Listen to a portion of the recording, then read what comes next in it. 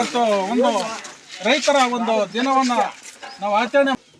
ಆದ್ರೆ ನಮ್ಮೂರಿನಲ್ಲಿ ಒಂದು ಬೋರ್ಡ್ ಹಾಕ್ಸ್ಬೇಕಣ ಅಂದ್ರು. ಅದೇನೇ ಇವತ್ತು ಪುಣ್ಯವನ್ನ ಪಡೆದಿದ್ದಾರೆ. ಅವತ್ತು ಇಷ್ಟೊಂದು ಜನ ರೈತರು ಇವತ್ತು 100 ಜನ ಇಲ್ಲಿ ಸೇರ್ತಾರೆ ಅಂದ್ರೆ ಅವತ್ತು ಪುಣ್ಯವದು. ಅದರಿಂದ ಈ ಗ್ರಾಮಕ್ಕೆ ನಾನು ಹೇಳ್ಬೇಕಾದ್ರೆ ನಿಮ್ಮ ಮೂಲಭೂತ ಸೌಕರ್ಯ ಏನ್ ಬೇಕೋ ನೀವು ಹಕ್ಕು ರೈತರ ಪರವಾಗಿ ದನಿ ಎತ್ಕೊಂಡು ಅಲ್ಲ, ನಿಮ್ಮ ಓಟ್ ಯಾವ್ದಕ್ಕನ್ನ ಹಾಕೊಂಡು ಓಟ್ನಿಂದ ಅಭ್ಯಂತರ ನಾನು ಕೇಳ್ತಾ ಇಲ್ಲ. ನಿಮ್ಮ ಊರಿನ ಹಕ್ಕು, ನಿಮ್ಮ ಊರಿನ ಅಭಿವೃದ್ಧಿಯನ್ನ ನೀವೆಲ್ಲರೂ ಒಂದಾದ್ರೆ ಖಂಡಿತವಾಗಿ ನಾವು ಗೆಲ್ತೀವಿ ಅಂತ ಹೇಳ್ತೀನಿ.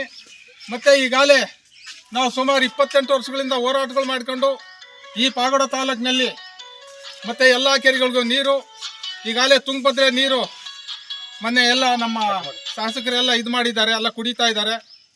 ಇವತ್ತು ನಾವು 33 ದಿನ ಪಾಗೋಡ ತಾಲೂಕಿನಲ್ಲಿ ಎಲ್ಲ 106 ಸಂಘಟನೆ, ಎಲ್ಲ ಪಕ್ಷದ ಮುಖಂಡರು, ಕಾಂಗ್ರೆಸ್ಸು, JDS, BJPಯವರು, ಇಂಡಿಪೆಂಡೆಂಟ್ನವರು 106 ಸಂಘಟನೆ ನಾವೆಲ್ಲ ಒಂದಾಗಿ ಅಣ್ತಮ್ಮಗಳಾಗಿ ಒಂದು ಜಂಟಿ ಹೋರಾಟ ಮಾಡೋ ಹೊತ್ತಿಗೆ 2017ರಲ್ಲಿ ಇನ್ನೊಂದು 6 ತಿಂಗಳಿಗೆ ಸರ್ಕಾರ ವಿತರಣೆ ಆಗಬೇಕು.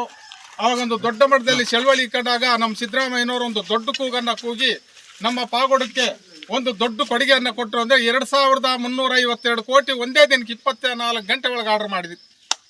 ಇದಕ್ಕಿಂತ ಇತ್ತಂಥದ್ದಾಗೆ ಗಟ್ಟಿ ಹೋರಾಟ ಬಂದಿದೆ. ಅದೇ ಇನ್ನು ಮುಂದೆ ನಾವು ಹೋರಾಟ ಮಾಡಬೇಕಾದ ಭಾರಿ ಅವಶ್ಯಕತೆ ಐತೆ. ಯಾಕಂದರೆ ಇವತ್ತು ಕೇಂದ್ರ ಸರ್ಕಾರ, ರಾಜ್ಯ ಸರ್ಕಾರ ಎರಡೂ ಸೇರಿ ಇವತ್ತು ನೋಡ್ಕೊಂತ ಬಂದೆ. ವಯನ್ ಹೊಸಕೋಟೆ ಹೋಬಳಿ ಎಲ್ಲ ಬರದನಾಡು, ಎಲ್ಲ ಬಯಲು ಸೀಮೆ, ಮರ ಗಿಡಗಳೆಲ್ಲ ಒಣಗ್ತಾ ಇದ್ದಾವೆ. ಏನೊಂದು ಬೆಳೆ ಇಲ್ಲ ರೈತರಿಗೆ. ಇವತ್ತೇನು ನಿಮ್ಮ ಜಾಲೇಡ್ ಕೆರೆ ಐತೆ ನನ್ನ ಮೊಬೈಲ್ನಲ್ಲಿ ಲೀಸ್ಟ್. ನಿಮ್ಮ ಜಾಲೇಡ್ ಕೆರೆ ಎತ್ತಿನ ಒಳಗೆ ಸೇರಿ ಐತೆ. ನೀವೆಲ್ಲರೂ ಒಂದಾಗಿ ನಾವು ಮುಂದೆ ಒಂದು ದೊಡ್ಡ ಮಟ್ಟದಲ್ಲಿ ಯಾವುದೇ ಒಂದು ಸರ್ಕಾರ ಬಂದು ಒಂದು ಹೋರಾಟ ನಿಲ್ಸಿದ್ರೆ ಇದನ್ನು ನಾವು ಗೆಲ್ತೀವಿ ಅಂತ ಹೇಳಿ ಈ ಗ್ರಾಮದ ಚಿಕ್ಕ ಜಾಲೇಡ್ನಲ್ಲಿ ನಮ್ಮ ರೈತ ಸಂಘ ಉದ್ಘಾಟನೆ ಮಾಡಿರೋಂಥ ಇಲ್ಲಿ ಗ್ರಾಮಸ್ಥರು, ನಮ್ಮ ತಿಪ್ಪೇಸ್ವಾಮಿರು, ಹೊನ್ನೂರಪ್ಪನವರು, ಬಹಳಷ್ಟು ದಿನ ಬರೋರು, ಇನ್ನೂ ಮುಖಂಡ್ರು ಹೆಸರಿಲ್ಲ, ಮಾತಾಡ್ತೀವಿ.